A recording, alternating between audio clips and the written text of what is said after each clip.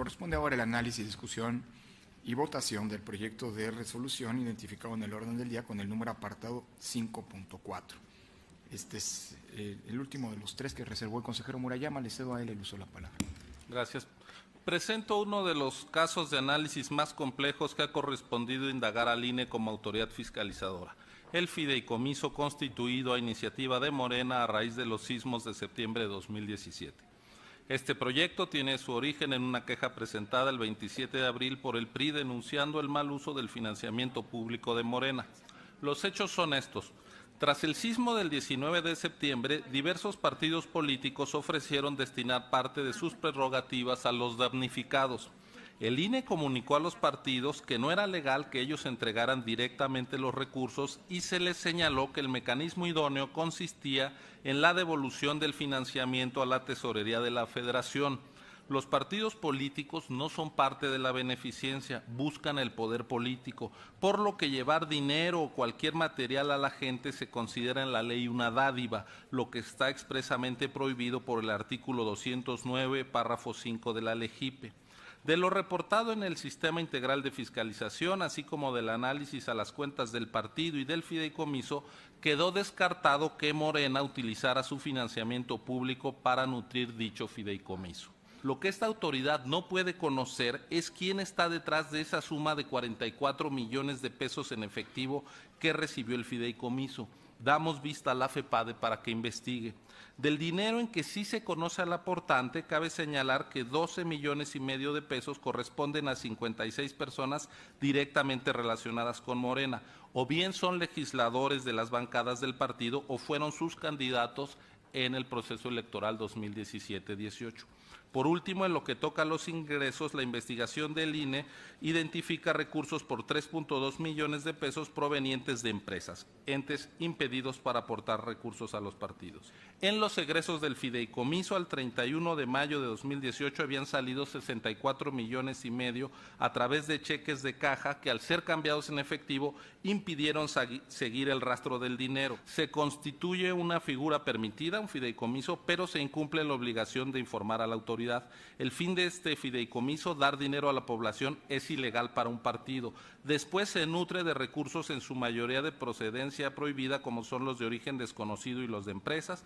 Luego se saca el dinero en efectivo sin dejar huella, lo que es contrario al manejo lícito de las finanzas partidistas. Tal como se ha señalado, ¿ante qué estamos? Estamos ante un esquema de creación, operación y manejo de un fideicomiso que lo que conlleva es un esquema de financiamiento paralelo de un partido político para recabar, manejar y sacar recursos de origen privado en este caso. Ciertamente la denuncia que se presentó en un primer momento por el Partido Revolucionario Institucional hacía valer el hecho de que probablemente los recursos que habían ingresado al fideicomiso eran recursos públicos del partido político Morena.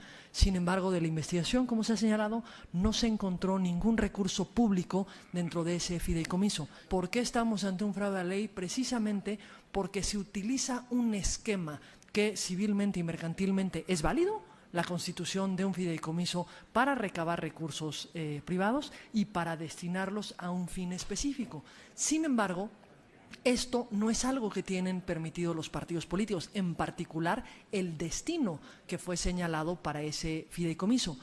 Sin duda, el fin señalado en el fideicomiso es un fin loable, es un fin que todas y todos acompañaríamos, el hecho de aportar recursos a los damnificados por los sismos de septiembre del año pasado. Sin embargo, ese no es el papel que tienen los partidos políticos y esa no es una actividad que pueden realizar los partidos políticos. Lo que se está sancionando es lo que llamamos un ilícito complejo que conlleva un conjunto de conductas. No haber avisado a esta autoridad que se crearía un fideicomiso, porque los partidos políticos tienen autorizado la creación de un fideicomiso, claro, siempre y cuando se lo avisen a la autoridad y siempre y cuando los recursos del fideicomiso se destinen a los fines propios de los partidos políticos, entre los que no se encuentra el brindar apoyo a los damnificados, por muy loable que pueda resultar esa conducta. Ese no es el propósito que tienen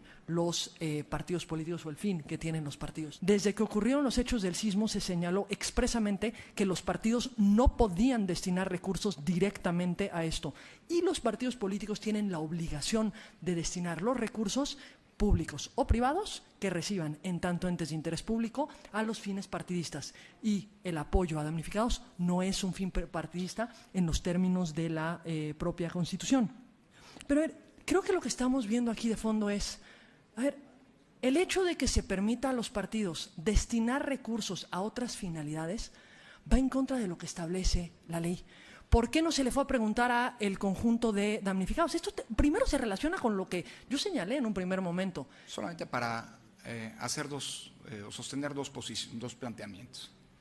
El primero, respecto al proyecto en cuanto tal, no abundo demasiado, creo que se ha explicado suficientemente por mis colegas las razones que sostienen este proyecto, que voy a acompañar. Desde mi punto de vista, en ese sentido existen elementos suficientes de conexidad entre el fideicomiso, que es objeto de la investigación, y el partido político denunciado, por lo que me parece que es justificada la imputación que el propio proyecto hace de una responsabilidad al partido.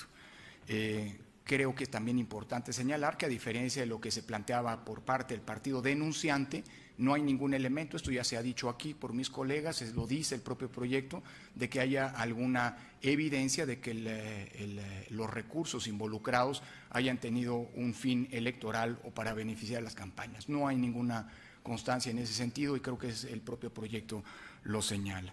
Pero más allá de eso, lo que me importa señalar en mi intervención, insisto, no voy a abundar en los elementos que ya se han puesto sobre la mesa, es en lo siguiente.